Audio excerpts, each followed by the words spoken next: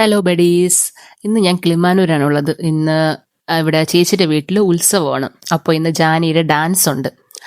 അങ്ങനെ ഞാൻ ഇന്ന് അവളുടെ ഡാൻസ് കാണാനായിട്ട് ഞാനും അതും കൂടി കിളിമാനൂർ എത്തിയിട്ടുണ്ട്. തലേന്ന് ഞങ്ങൾ വന്നിട്ടുണ്ടായിരുന്നു. ഇന്ന് രാവിലെ ശരണ്യക്ക് പൊങ്കാലയുണ്ട് അമ്പലത്തിൽ. ഞങ്ങൾ കുറച്ച് ലേറ്റായിട്ടാണ് പോയത്, കാരണം ആദൂന് ഫുഡൊക്കെ കൊടുത്തിട്ടാണ് അമ്പലത്തിലോട്ട് പോയത്. ശരണ്യ അക്ഷരയും കൂടെ രാവിലെ പോയിട്ടുണ്ടായിരുന്നു. അമ്മയും അമ്പലത്തിൽ പോയി. ഞാനും അതും കൂടെ കുറച്ച് സമയം കഴിഞ്ഞ് ഇവർ പൊങ്കാലയൊക്കെ ഇട്ട് തുടങ്ങി. ഏതാണ്ട് തീരാറായപ്പോൾ തന്നെയാണ് ഞങ്ങൾ അമ്പലത്തിൽ വന്നത്.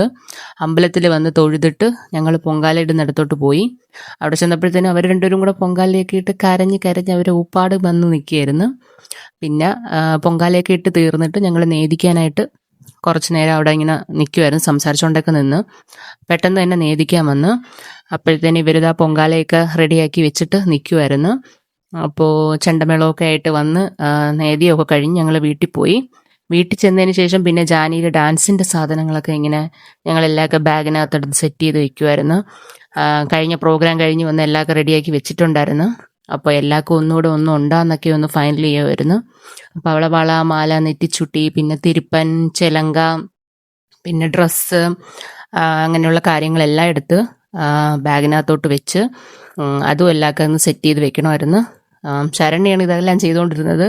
ഞാൻ ഇരുന്ന് നോക്കിക്കൊണ്ടിരിക്കുമായിരുന്നു സംഭവങ്ങളൊക്കെ എന്തൊക്കെയാണെന്നൊക്കെ ഉള്ളത്.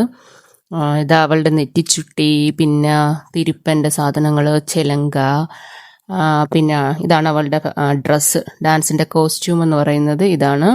അപ്പോൾ അതൊക്കെ എടുത്ത് എല്ലാം എടുത്ത് നോക്കി അവൾ എല്ലാം കറക്റ്റായിട്ട് എടുത്ത് ബാഗിനകത്തോട്ട് പാക്ക് ചെയ്ത് വെച്ചു. അതിനുശേഷം ഞങ്ങൾ പിന്നെ അന്നദാനം ഉണ്ടായിരുന്നു അമ്പലത്തിൽ. അപ്പോൾ ഞങ്ങൾ അന്നദാനത്തിന് പോയി. അവിടെ ഇരുന്ന് കഴിക്കുന്നവരുടെ ആയിരുന്നു കൂടുതൽ, കാരണം വാങ്ങാൻ നിൽക്കുന്നവരുടെ ക്യൂ വളരെ ചെറുതായിരുന്നു. അപ്പം ഞങ്ങൾ പായസവും പരിപ്പും ഒക്കെ ആയിട്ട് നല്ലപോലെ അന്നദാനമൊക്കെ കഴിച്ച് വീട്ടിൽ ചെന്നപ്പോഴത്തേനും ജാനി മുഖത്ത് മേക്കപ്പും ഒക്കെ ഇട്ടിട്ട് വന്നിട്ടുണ്ടായിരുന്നു അവൾ ഫുഡ് കഴിക്കാനായിട്ട്. പിന്നെ ഞങ്ങൾ അവളുടെ ഡ്രസ്സും കാര്യങ്ങളും എല്ലാമൊക്കെ എടുത്തുകൊണ്ട് ഞങ്ങൾ നേരെ അങ്ങോട്ട് പോയി. അവൾക്ക് ഇനി മുടി കെട്ടക്കവും ഡ്രസ്സ് ഇടക്കവും എല്ലാമൊക്കെയാണ്. അപ്പോൾ അവിടെ ചെന്ന് മുടിയൊക്കെ കെട്ടി പിന്നെ അതിനുശേഷം നമ്മൾ പൂവൊക്കെ വെച്ച് കൊടുക്കണമായിരുന്നു തലയിൽ. അവൾക്ക് പൂവെല്ലാമൊക്കെ സെറ്റ് ചെയ്ത് കൊടുത്ത്.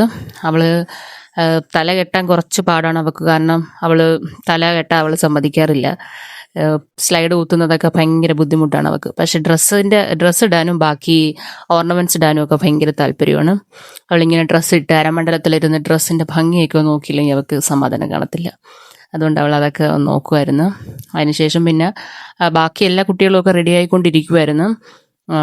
അപ്പോൾ ഇതാണ് ജാനിയുടെ അവളെ ഏറ്റവും പ്രിയപ്പെട്ട കൂട്ടുകാരി കമലു. അപ്പം ഇവർ രണ്ടുപേരും കൂടെയാണ് എപ്പോഴും പേരായിട്ട് കളിക്കുന്നത്. പിന്നെ അതിനുശേഷം ഡ്രസ്സും ഒക്കെ ഇട്ട് കഴിഞ്ഞിട്ട് ഞങ്ങൾ അവളെയും കൊണ്ട് വീട്ടിലോട്ട് വന്ന്. ഇനി രാത്രിയാണ് പ്രോഗ്രാം. അപ്പോഴത്തേനും അവൾ ഫുഡൊക്കെ കഴിച്ച് ഞങ്ങൾ പിന്നെ നേരെ അമ്പലത്തിലോട്ട് പോയി. പിന്നെ ഇനി ഡാൻസൊക്കെ തുടങ്ങാറായി. അപ്പോൾ ടാറ്റ ബൈ ബൈ.